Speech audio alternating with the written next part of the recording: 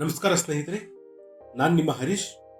ಇತ್ತೀಚಿನ ದಿನಗಳಲ್ಲಿ ನೀವು ಪತ್ರಿಕೆಗಳಲ್ಲಿ, ಟಿವಿ ಚಾನೆಲ್ಗಳಲ್ಲಿ ಅಥವಾ ನಿಮ್ಮ ವಾಟ್ಸಪ್ ಗ್ರೂಪ್ಗಳಲ್ಲಿ SIR ಎಂಬ ಪದವನ್ನು ಪದೇ ಪದೇ ಕೇಳುತ್ತಿರಬಹುದು. ದೇಶಾದ್ಯಂತ, ಅದರಲ್ಲೂ ವಿಶೇಷವಾಗಿ ನಮ್ಮ ಕರ್ನಾಟಕದಲ್ಲಿ ಈಗ SIR ಬಗ್ಗೆ ದೊಡ್ಡ ಮಟ್ಟದ ಚರ್ಚೆ, ಆತಂಕ ಮತ್ತು ಸಿದ್ಧತೆಗಳು ನಡೆಯುತ್ತಿವೆ. ಏನಿದು SIR? ಇದರಿಂದ ನಿಮ್ಮ ವೋಟರ್ ID ರದ್ದಾಗುತ್ತಾ? ಜೂನ್ 30ರಿಂದ ನಿಮ್ಮ ಮನೆಗೆ ಬರುವ ಅಧಿಕಾರಿಗಳು ಏನು ಮಾಡಲಿದ್ದಾರೆ? ನಿಮ್ಮ ಮತದಾನದ ಹಕ್ಕನ್ನ ನೀವು ಹೇಗೆ ಉಳಿಸಿಕೊಳ್ಳಬೇಕು? ಇವೆಲ್ಲದರ ಕಂಪ್ಲೀಟ್ ಮಾಹಿತಿ ಈ ವಿಡಿಯೋದಲ್ಲಿ ಕೊಡ್ತೀನಿ. ಕೊನೆಯವರೆಗೂ ಮಿಸ್ ಮಾಡದೆ ನೋಡಿ. ಮೊದಲನೆಯದಾಗಿ SIR ಎಂದರೆ ಏನು ಅಂತ ತಿಳ್ಕೊಳ್ಳೋಣ. SIR ಎಂದರೆ ಸ್ಪೆಷಲ್ ಇನ್ಸೆಂಟಿವ್ ರಿವಿಷನ್ ಅಂತ, ಅಂದ್ರೆ ವಿಶೇಷ ತೀವ್ರ ಪರಿಷ್ಕರಣೆ. ಇದು ಭಾರತೀಯ ಚುನಾವಣಾ ಆಯೋಗ ECI ಹಮ್ಮಿಕೊಂಡಿರುವ ಅತ್ಯಂತ ಮಹತ್ವದ ಅಭಿಯಾನ. ಸಾಮಾನ್ಯವಾಗಿ ಪ್ರತಿ ವರ್ಷ ಮತದಾರರ ಪಟ್ಟಿ ಪರಿಷ್ಕರಣೆ ನಡೆಯುತ್ತದೆ. ಆದರೆ ಈ ಬಾರಿ ನಡೆಯುತ್ತಿರುವುದು ಕೇವಲ ಸಾಮಾನ್ಯ ಪರಿಷ್ಕರಣೆಯಲ್ಲ, ಇದು ವಿಶೇಷ ತೀವ್ರ ಪರಿಷ್ಕರಣೆ. ಅಂದರೆ ಮತದಾರರ ಪಟ್ಟಿಯನ್ನು ತಳಮಟ್ಟದಿಂದ ಸಂಪೂರ್ಣವಾಗಿ ಜಾಲಾಡಿ ಅದರಲ್ಲಿರುವ ತಪ್ಪುಗಳನ್ನು ಸರಿಪಡಿಸುವ ಬೃಹತ್ ಪ್ರಕ್ರಿಯೆ ಇದಾಗಿದೆ. ಭಾರತದ ಸುಮಾರು 16 ರಾಜ್ಯಗಳು ಮತ್ತು 3 ಕೇಂದ್ರಾಡಳಿತ ಪ್ರದೇಶಗಳಲ್ಲಿ ಈ ಪ್ರಕ್ರಿಯೆ ನಡೆಯುತ್ತಿದೆ. ನಮ್ಮ ಕರ್ನಾಟಕದಲ್ಲಿಯೂ ಇದು ಅತ್ಯಂತ ವೇಗವಾಗಿ ಚಾಲ್ತಿಗೆ ಬರುತ್ತಿದೆ. ಇದರ ಮುಖ್ಯ ಉದ್ದೇಶ ಇಷ್ಟೇ: ಮತದಾರರ ಪಟ್ಟಿಯಲ್ಲಿ ಯಾವುದೇ ನಕಲಿ ಹೆಸರುಗಳು ಇರಬಾರದು, ಮರಣ ಹೊಂದಿದವರ ಹೆಸರುಗಳು ಇರಬಾರದು ಮತ್ತು ಅರ್ಹರಾಗಿರುವ ಯಾವುದೇ ಒಬ್ಬ ನಾಗರಿಕನ ಹೆಸರು ಬಿಟ್ಟು ಹೋಗಬಾರದು ಅನ್ನುವಂಥದ್ದು ಇದು ಸರ್ಕಾರದ ಉದ್ದೇಶವಾಗಿದೆ. ಹಾಗಾದ್ರೆ ನಮ್ಮ ಕರ್ನಾಟಕದಲ್ಲಿ ಈ ಪ್ರಕ್ರಿಯೆ ಹೇಗೆ ನಡೆಯುತ್ತದೆ?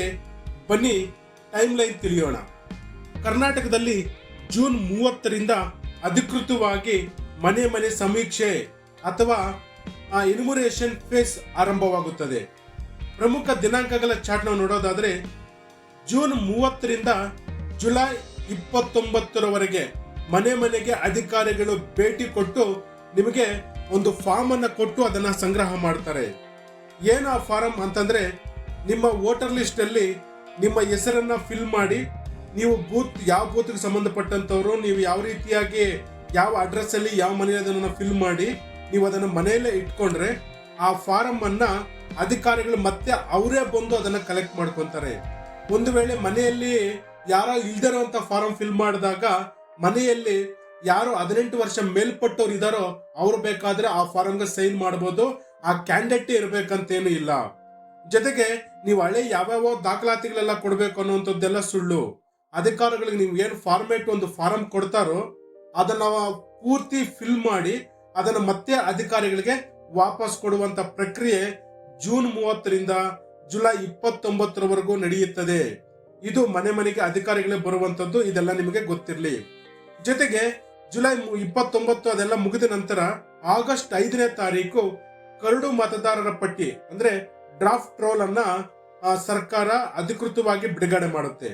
ಇದರಲ್ಲಿ ಏನಾದರೂ ನೀವು ಕೊಟ್ಟಿರುವಂತ ಫಾರಂ ಅಲ್ಲಿ ಲೋಪದೋಷಗಳಿದ್ದು, ವೋಟರ್ ID ಆ ಪಟ್ಟಿಯಿಂದ ನಿಮ್ಮ ಹೆಸರೇನಾದರೂ ಕಾಣೆಯಾಗಿದ್ರೆ ಇಲ್ಲ ನಿಮ್ಮ ಹೆಸರೇನಾದರೂ ಡಿಲೀಟ್ ಆಗಿದ್ರೆ ನೀವು ಮತ್ತೆ ಅರ್ಜಿ ಹಾಕಬಹುದು, ಮತ್ತೆ ಪ್ರಸ್ತಾವನೆಯನ್ನು ನೀವು ಕೊಡಬಹುದು. ಏನಂತ, ನನಗೆ ಈ ತರ ಹೆಸರು ನಂದು ತಪ್ಪಾಗಿದೆ, ಅದನ್ನು ಸರಿಪಡಿಸಿ ಅಂತೇಳಿ. ಮತ್ತೆ BLOಗಳು ಏನು BLOಗಳಿದಾರಲ್ಲ ಅವರು ಅದನ್ನ ಸರಿಪಡಿಸಿ ಮತ್ತೆ ನಿಮ್ಮ ಹೆಸರನ್ನ ಸೇರ್ಪಡೆ ಮಾಡ್ತಾರೆ. ಅದಕ್ಕೆ ಆಕ್ಷೇಪಣೆಗಳು ಕೂಡ ನಾವು ಸಲ್ಲಿಸಬಹುದು. ಆಗಸ್ಟ್ 5ರಿಂದ ಇದು ಸೆಪ್ಟೆಂಬರ್ 4ನೇ ತಾರೀಕುವರೆಗೂ ಇದು ಇರುತ್ತದೆ.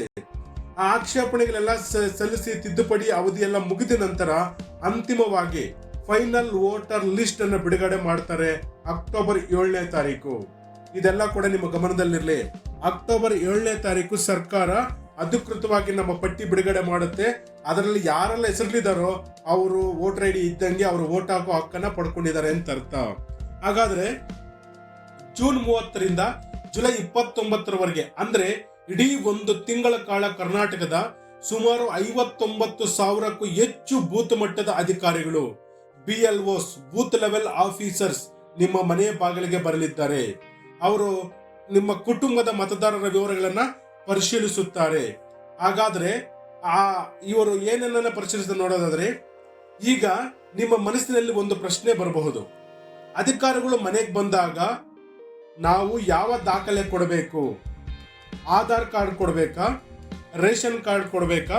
ಇಲ್ಲಿದೆ ನೋಡಿ, ಚುನಾವಣಾ ಆಯೋಗದ ಸ್ಪಷ್ಟ ಮುಖ್ಯಾಂಶಗಳೇನಂತಂದ್ರೆ, ಯಾವ ದಾಖಲೆಯೂ ನೀವು ಕೊಡುವಂಥದ್ದು ಬೇಡ. ಮನೆಗೆ ಬರುವ BLOಗಳು ನೀವು ಯಾವುದೇ ID ಕಾರ್ಡ್ ಅಥವಾ ದಾಖಲೆಗಳ ಜೆರಾಕ್ಸ್ ಕೊಡುವ ಅಗತ್ಯವಿಲ್ಲ. ಅವರು 2 ಫಾರ್ಮ್ಗಳು ಕೊಡ್ತಾರೆ. ಅಧಿಕಾರಿಗಳು ನಿಮ್ಮ ಮನೆಗೆ ಬಂದು 2 ಸೆಟ್ ನಮೂನೆಗಳನ್ನು, ಇಮ್ಯುರೇಷನ್ ಫಾರ್ಮ್ಸ್ ಕೊಡ್ತಾರೆ. ಅದರಲ್ಲಿ ನಿಮ್ಮ ಮನೆಯಲ್ಲಿರುವ ಮತದಾರರ ಹೆಸರುಗಳನ್ನ ಬರೀಬೇಕು, ಸಹಿ ಕಡ್ಡಾಯವಾಗಿ ಮಾಡಬೇಕು. ಆ ಫಾರ್ಮ್ಗಳ ಭರ್ತಿ ಮಾಡಿ ಕುಟುಂಬದ ಮುಖ್ಯಸ್ಥರು ಅಥವಾ ಮತದಾರರ ಸಹಿ ಮಾಡಿ ಅಧಿಕಾರಿಗಳಿಗೆ ಮರಳಿ ನೀಡಬೇಕು. ಮನೆಯಲ್ಲಿ ಯಾರೂ ಇಲ್ಲದಿದ್ದರೆ, ಒಂದು ವೇಳೆ ನೀವು ಕೆಲಸಕ್ಕೆ ಹೋಗಿದ್ದಾಗ ಅಧಿಕಾರಿಗಳು ಬಂದರೆ, ಮನೆಯಲ್ಲಿರುವ ಯಾವುದೇ ವಯಸ್ಕ ಸದಸ್ಯರು, ಅಪ್ಪ, ಅಮ್ಮ, ಪತ್ನಿ ಅಥವಾ ಮಕ್ಕಳು ಸಹಿ ಮಾಡಿ ನೀಡಬಹುದು. ಒಂದು ವೇಳೆ ಮನೆಗೆ ಬೀಗ ಹಾಕಿದ್ರೆ ಏನು ಪರಿಸ್ಥಿತಿ ಅಂತ ನಿಮಗೆ ಡೌಟ್ ಬರಬಹುದು. ನೀವು ಊರಿನಲ್ಲಿ ಇಲ್ಲದೆ ಮನೆಗೆ ಬೀಗ ಹಾಕಿದ್ದರೆ ಅಧಿಕಾರಿಗಳು ನಿಮ್ಮ ಮನೆ ಬಾಗಿಲಿಗೆ ತಮ್ಮ ಫೋನ್ ನಂಬರ್ ಇರುವ ಸ್ಟಿಕ್ಕರ್ ಅಂಟಿಸುತ್ತಾರೆ. ನೀವು ಬಂದ ತಕ್ಷಣ ಅವರಿಗೆ ಕರೆ ಮಾಡಿ ಮಾಹಿತಿ ನೀಡಬಹುದು. ಹಾಗಾದ್ರೆ ಇಷ್ಟು ಕರೆಕ್ಟ್ ಆಗಿರುವಂತದ್ದು ಇದನ್ನ ಮಾಡ್ತಾ ಇರಬೇಕಾದ್ರೆ ಇದರಲ್ಲಿ ಒಂದಷ್ಟು ರಾಜಕೀಯ ವಲಯದ ಚರ್ಚೆಗಳು ಮತ್ತೆವೆಲ್ಲ ಬರ್ತಾ ಇದೆ. ಇದ್ರ ಬಗ್ಗೆ ಏನನ್ನು ನೋಡೋದಾದ್ರೆ ಎಲ್ಲವೂ ಸರಿ, ಆದ್ರೆ ಈ SIR ಪ್ರಕ್ರಿಯೆ ಬಗ್ಗೆ ಇಷ್ಟೊಂದು ಆತಂಕ ಯಾಕೆ? ರಾಜಕೀಯ ಪಕ್ಷಗಳು ಇದರ ಬಗ್ಗೆ ಯಾಕೆ ಇಷ್ಟೊಂದು ತಲೆ ಕೆಡಿಸಿಕೊಳ್ಳುತ್ತಿವೆ? ಇದಕ್ಕೆ ಬಲವಾದ ಕಾರಣವಿದೆ ಸ್ನೇಹಿತರೆ. ಈ ಹಿಂದೆ ಬೇರೆ ಕೆಲವು ರಾಜ್ಯಗಳಲ್ಲಿ ಈ ವಿಶೇಷ ತೀವ್ರ ಪರಿಷ್ಕರಣೆ SIR ಅಥವಾ ಸರ್ ನಡೆದಾಗ ಮತದಾರರ ಪಟ್ಟಿಯಿಂದ ಸುಮಾರು 10% ಹೆಸರುಗಳು ಡಿಲೀಟ್ ಆಗಿದ್ದವು. ಹೌದು, 10% ಅಂತಂದ್ರೆ ನಿಮಗೆ ಗಮನಿಸಲಿ, 1 ಲಕ್ಷ ವೋಟರ್ ಇದೆ ಅಂದ್ರೆ ಅದರಲ್ಲಿ 10,000 ವೋಟುಗಳೇ ನಾಪತ್ತೆಯಾಗಿದ್ದವು. ಹೌದು, ಕೆಲವೊಮ್ಮೆ ತಾಂತ್ರಿಕ ದೋಷಗಳಿಂದ ಅಥವಾ ಜನರು ಮನೆಯಲ್ಲಿ ಸಿಗದ ಕಾರಣಕ್ಕಾಗಿ ಅರ್ಹ ಮತದಾರರ ಹೆಸರುಗಳೇ ಪಟ್ಟಿಯಿಂದ ಮಾಯವಾಗಿದ್ದವು. ಇದೀಗ ಕರ್ನಾಟಕದ ಆಡಳಿತಾರೂಢ ಕಾಂಗ್ರೆಸ್ ಸರ್ಕಾರ ಮತ್ತು ಹಲವು ನಾಗರಿಕ ಸಂಘಟನೆಗಳು ಅಲರ್ಟ್ ಆಗಿವೆ. ಸಣ್ಣ ಪುಟ್ಟ ಕಾಗುಣಿತ ದೋಷಗಳಿಗಾಗಿ, ಸ್ಪೆಲ್ಲಿಂಗ್ ಮಿಸ್ಟೇಕ್ಸ್ ಅಥವಾ ಅಧಿಕಾರಿಗಳು ಬಂದಾಗ ಮನೆಯಲ್ಲಿ ಇರಲಿಲ್ಲ ಎಂಬ ಕಾರಣಕ್ಕಾಗಿ ಯಾವುದೇ ಒಬ್ಬ ಅರ್ಹ ಮತದಾರನ ಹೆಸರು ಪಟ್ಟಿಯಿಂದ ಕೈ ತಪ್ಪಿ ಹೋಗಬಾರದು ಎಂದು ಕಟ್ಟುನಿಟ್ಟಿನ ಸೂಚನೆ ನೀಡಲಾಗಿದೆ. ರಾಜಕೀಯ ಪಕ್ಷಗಳು ತಮ್ಮ ಕಾರ್ಯಕರ್ತರಿಗೆ ಪ್ರತಿ ಮನೆಗೂ ಹೋಗಿ ಜನರು ಫಾರಂ ತುಂಬುವಂತೆ ನೋಡಿಕೊಳ್ಳಿ ಎಂದು ಸೂಚನೆ ನೀಡಿವೆ. ಏಕೆಂದರೆ ಒಂದು ವೋಟ್ ಕೂಡ ಚುನಾವಣೆಯಲ್ಲಿ ದೊಡ್ಡ ಬದಲಾವಣೆ ತರಬಲ್ಲದು. ಹಾಗಾಗಿ ಸ್ನೇಹಿತರೆ, ಪ್ರಜಾಪ್ರಭುತ್ವದಲ್ಲಿ ನಮಗೆ ಸಿಕ್ಕಿರುವ ಅತಿ ದೊಡ್ಡ ಆಯುಧ ಅಂದ್ರೆ ಅದು ನಮ್ಮ ಮತದಾನದ ಹಕ್ಕು. ನಮ್ಮ ಒಂದು ನಿರ್ಲಕ್ಷ್ಯದಿಂದ ನಮ್ಮ ಹೆಸರು ಮತದಾರರ ಪಟ್ಟಿಯಿಂದ ಡಿಲೀಟ್ ಆಗಿಬಿಟ್ಟರೆ ಆಮೇಲೆ ಚುನಾವಣೆ ದಿನ ಪೋಲಿಂಗ್ ಬೂತ್ಗೆ ಹೋಗಿ ನಿಂತರೆ ಪ್ರಯೋಜನವಿಲ್ಲ. ಆದ್ದರಿಂದ ಈ ಕೆಳಗಿನ ವಿಷಯಗಳನ್ನ ನೆನಪಿಟ್ಕೊಳ್ಳಿ. ಜೂನ್ 30ರಿಂದ ಜುಲೈ 29 ನಡುವೆ ನಿಮ್ಮ ಏರಿಯಾದ BLO ನಿಮ್ಮ ಮನೆಗೆ ಬಂದಾಗ ಜವಾಬ್ದಾರಿಯಿಂದ ಮಾಹಿತಿ ನೀಡಿ. ಈ BLOಗಳು ಯಾರಾಗಿರ್ತಾರೆ ಅಂತಂದ್ರೆ ಸಾಮಾನ್ಯವಾಗಿ ಅಂಗನವಾಡಿ ಶಿಕ್ಷಕಿಯರು ಅಥವಾ ಸರ್ಕಾರಿ ಶಾಲೆಯಲ್ಲಿ ಕೆಲಸ ಮಾಡುವಂತ ನಿಮ್ಮ ಶಾಲೆಯ ಶಿಕ್ಷಕರೇ ಒಬ್ಬರು ಆಗಿರ್ತಾರೆ. ಅವರನ್ನು ನೀವು ಸಂಪರ್ಕ ಮಾಡಿ. ಅವರು ನೀಡುವ ಫಾರ್ಮ್ ಅನ್ನ ಸರಿಯಾಗಿ ತುಂಬಿ ಸಹಿ ಮಾಡಿ ಕೊಡಿ.